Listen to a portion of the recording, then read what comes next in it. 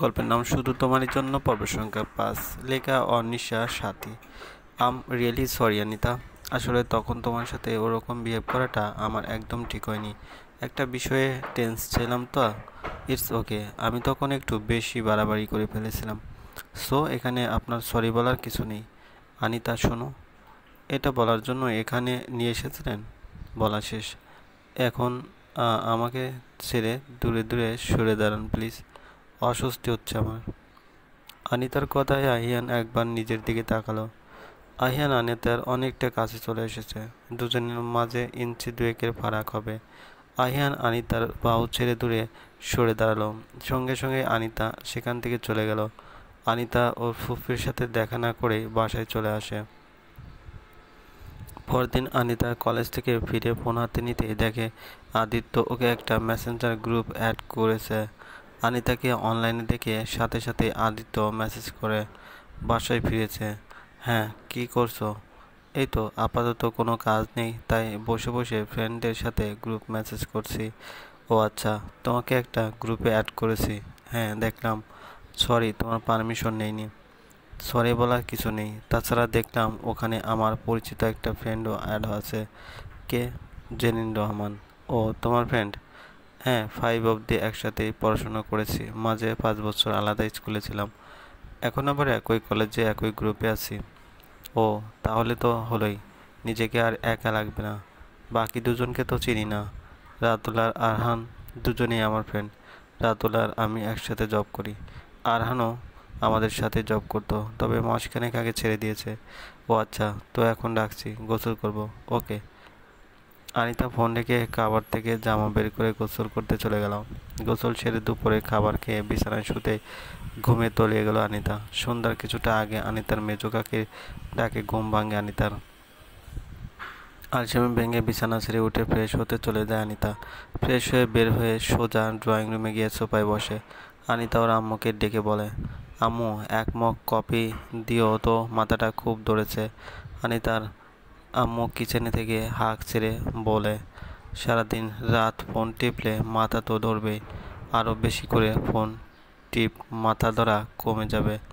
ভালো কথা বলেছো, আমি বরং ফোনই টিপি, তাহলে আমার মাথা ধরা কমে যাবে। এই বলে আনিতার রুমে গিয়ে ফোন নিয়ে এসে আবার সোফায় বসে।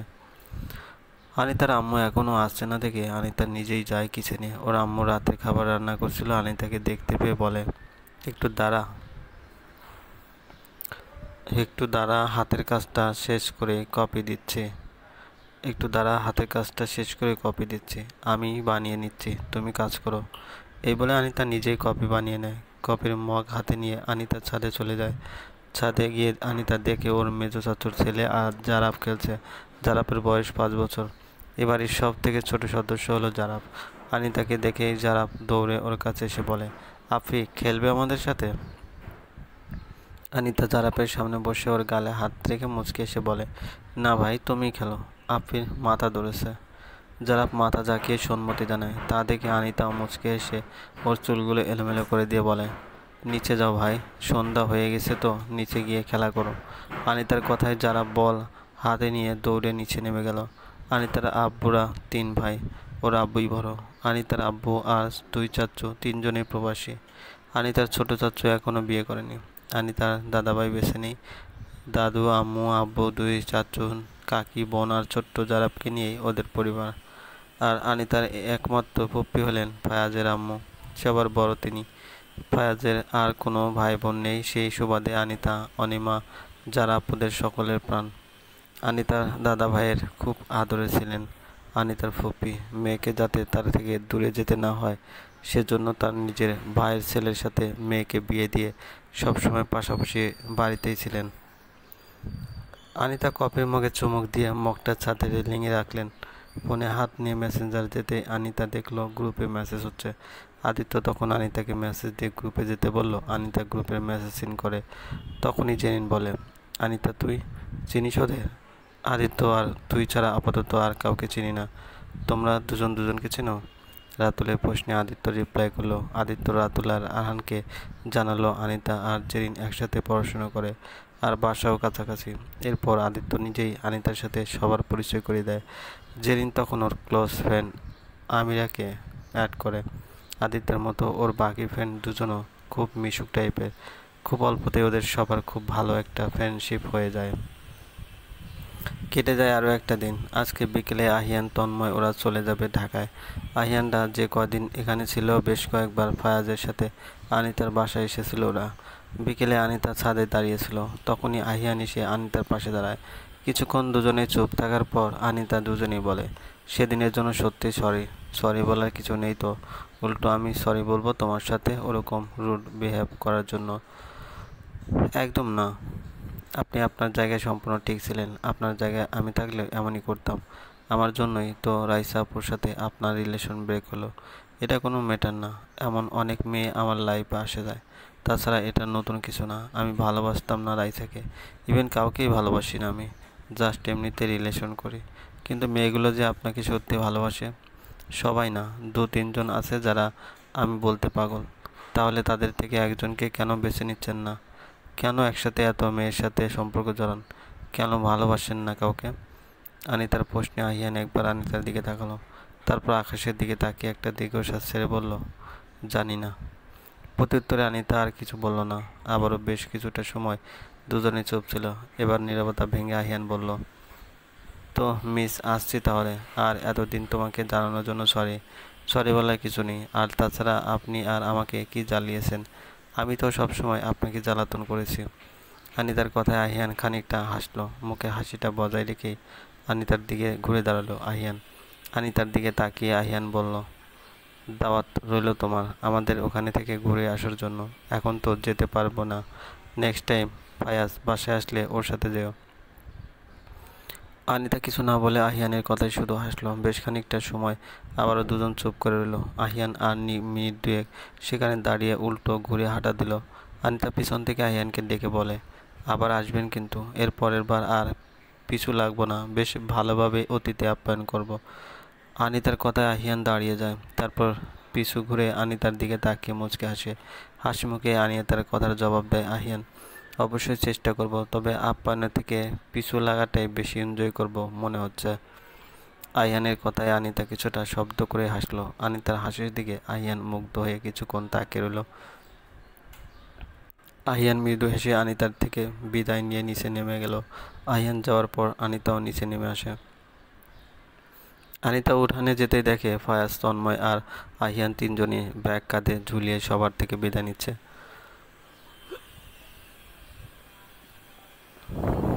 আনিতা সেখানে গিয়ে দাঁড়াতে তন্ময় আনিতার কাছে এসে দাঁড়ায়। তন্ময় আর ফায়াজ আনিতার থেকে বিদায় নিয়ে বের হয়ে যায় গেট দিয়ে। আহিয়ান যাওয়ার আগে একবার আনিতার দিকে তাকিয়ে ইশারায় যাচ্ছে বলে উত্তরে আনিতাও ইশারায় সম্মতি জানায়। এর মাঝে অনেকগুলো দিন কেটে যায়। ফায়াজের সাথে আনিতার মাঝে মধ্যেই কথা হয়, সাথে তন্ময়ের সাথেও কথা হয় আনিতার, কিন্তু আহিয়ানের সাথে একবারও কথা হয়নি ওর। ফায়াজের সাথে কথা বলার সময় প্রায়ই আহিয়ান আর তন্ময় পাশে থাকে। তন্ময় ফায়াজের থেকে ফোন নিয়ে আনিতার সাথে কথা বললেও আহিয়ান কখনো বলেনি। আনিতাও নিজে থেকে বলতে চায়নি কথা। এতদিন আদিত্য, আনিতা, রাতুল, আরহান, জেরিন, আমরা ওদের 6 জনের ফ্রেন্ডশিপটা খুব গভীর হয়েছে। রাতুল প্রায়শ আনিতার সাথে ফ্লার্ট করার চেষ্টা করে। গ্রুপের পাশাপাশি আরহান আর রাতুলের সাথে আনিতার ইনবক্সে মাঝে মধ্যে কথা হয়। আদিত্যের উপর কেমন যেন একটা টান অনুভব করে আনিতা, যদিও সেটা আনিতা ছাড়া আর অন্য কেউ জানে না। এমনকি আনিতা আদিত্যকে সেটাও বুঝতে দেয় না। একটা অদৃশ্য মায়ায় জড়িয়ে ফেলেছে ছেলেটাকে, যে ছেলেটাকে এখনও কিনা আনিতা দেখলই না। সে ছেলেটার জন্য মাঝে মধ্যে আনিতার মন যেন কেমন করে ওঠে। ওই আদিত্য নামক অচেনা ছেলেটাই প্রায় সময় আনিতার মন খারাপের কারণ হয়। আবার সেই আদিত্য নামক ছেলেটাই আনিতার মন ভালো করার একমাত্র মেডিসিন। আনিতা আজকে কলেজে যেতেই জেরিন এসে দাঁড়ায় ওর সামনে। জেরিন আর আনিতা কলেজের করিডোর দিয়ে হাঁটছে আর নানান কথা বলছে। কথায় কথায় এবার জেরিন আদিত্যের কথা তুলে আদিত্যকে নিয়ে কথা বলার এক পর্যায়ে জেরিন বলে, আদিত্য কাল রাতে আমায় প্রপোজ করেছে আনিতা। জেরিনের কথায় আনিতা চমকে তাকায় ওর দিকে। হঠাৎ আনিতা ওর বুকে চিনচিন ব্যথা অনুভব করছে। চোখ দুটো মুহূর্তেই ছলছল করে উঠল আনিতার। আনিতা পরপর বড় দুটো শ্বাস নিয়ে হাসি মুখে জেরিনকে বলে, ভালো তো, তাহলে হ্যাঁ বলে দে আদিত্যকে। আরে কি যে বলিস না, ঢাকাইয়া ছেলে কত মেয়ের সাথে রিলেশন করে, ঠিক আছে নাকি? মজাও তো করতে পারে।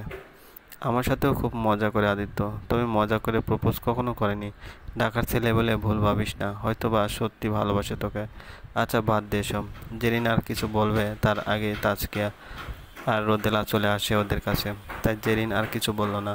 অন্য বিষয়ে কথা বলতে বলতে চারজনই ক্লাসে চলে গেল। দুপুরে কলেজ থেকে এসে কিচ্ছু খায়নি আনিতা। গোসল করে ভেজা চুলে শুয়েছে। সে যে দুপুরে ঘুমিয়েছে, এখন বিকেল 4:30টায় ঘুম ভাঙল আনিতার। ভেজা চুলে ওভাবে শুয়ে থাকায় আনিতার মাথা ব্যথা করছে খুব। কড়া করে এক মগ কফি বানিয়ে ছাদে চলে গেল আনিতা। জেরিনের সাথে কথা বলার পর থেকেই আনিতার মুড অফ ছিল। আদিত্য বেশ কয়েকবার আনিতাকে ফোন আর মেসেজ করেছিল, কিন্তু আনিতা ফোন ধরেনি আর রিপ্লাইও করেনি। এখন ছাদে এসে আনিতার মুড পুরোপুরি ঠিক না হলেও কিছুটা ঠিক হয়েছে। কফিটা শেষ করে আকাশের দিকে তাকায় আনিতা। চোখের পলক ফেলতেই আনিতার গাল বেয়ে দুপুরটা অশ্রু গড়িয়ে পড়ে। কেন এমন হলো সেটা নিজেও জানে না আনিতা। আকাশের দিকে তাকিয়ে থেকে আনিতা হঠাৎই একটা রবীন্দ্রসঙ্গীত গেয়ে ওঠে। কেন মেঘ আসে হৃদয় আকাশে। বন্ধুরা, আমাদের গল্পগুলো ভালো লাগলে অবশ্যই লাইক করবেন, কমেন্ট করে জানিয়ে দেবেন। চ্যানেলে যদি নতুন হয়ে থাকেন অবশ্যই সাবস্ক্রাইব করে পাশে থাকা বেল আইকনটি প্রেস করে রাখুন। আর অলরেডি যারা সাবস্ক্রাইব করে রেখেছেন তাদেরকে অসংখ্য ধন্যবাদ।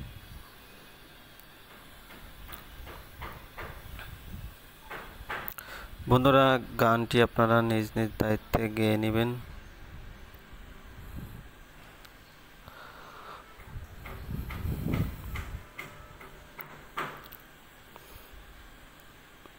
আমাদের গল্পগুলো যদি ভালো লাগে অবশ্যই লাইক করবেন, কমেন্ট করে জানিয়ে দেবেন। আমাদের এই চ্যানেলের পাশাপাশি আরও কয়েকটি চ্যানেল আছে, সেই চ্যানেলগুলোকে আপনারা ফলো করতে পারেন। সেখানেও নিয়মিত ভালোবাসার গল্প আপলোড করা হয়। আর অবশ্যই চ্যানেলটিকে সাবস্ক্রাইব করে রাখবেন, কারণ আপনি সাবস্ক্রাইব করলে এই ভিডিওগুলো আপলোড করার সাথে সাথে আপনার নোটিফিকেশনে চলে যাবে। কাজেই সাবস্ক্রাইব না করলে আপনারা নোটিফিকেশন পাবেন না, কখন ভিডিও আপলোড করা হয় তাও পাবেন না। কাজেই সাবস্ক্রাইব করে পাশে থাকবেন।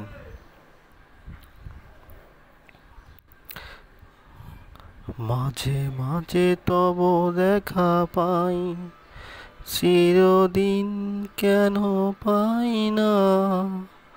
মাঝে মাঝে তব দেখা পাই, চিরদিন কেন পাই না। আনিতা রবীন্দ্রসঙ্গীত শেষ করে চোখের কোণে জমে থাকা পানিটা মুছে পিছু ঘুরতে দেখতে পায় অনিমাকে। অনিতার থেকে এক হাত দূরতেই অনিমা দাঁড়িয়ে আছে, অনিতার ফোন হাতে। অনিতা অনিমার দিকে এগিয়ে হয়ে জিজ্ঞেস করে, কখন এসেছিস? যখন গান শুরু করলি তখনই। ও, তাহলে ডাকলি না কেন? আদিত্য ভাইয়া না করেছিল। অনিমার কথায় অনিতা ভ্রু কুঁচকে তাকায় ওর দিকে। অনিমার কথা বুঝতে না পেরে অনিতা বলে, মানে? আদিত্য ভাইয়া ফোন করেছে। ফোন দেওয়ার জন্য ছাদে এসে তোকে ডাকতে গেলেই আদিত্য ভাইয়া বারণ করে আমায় তোমায় ডাকতে, বলে গান শেষ হলে ডেকো, এখনও লাইনে আসেনি। এই বলে অনিমা অনিতার দিকে ফোন এগিয়ে দেয়। অনিতা অনিমার হাত থেকে ফোন নিয়ে বলে, তুই যা, আমি আসছি। অনিতার কথায় অনিমা বিনা বাক্যে ছাদ থেকে নেমে যায়। এখন সন্ধ্যা হয়নি, ফোনের ওপাশ থেকে আদিত্য অনিতাকে ডেকে যাচ্ছে।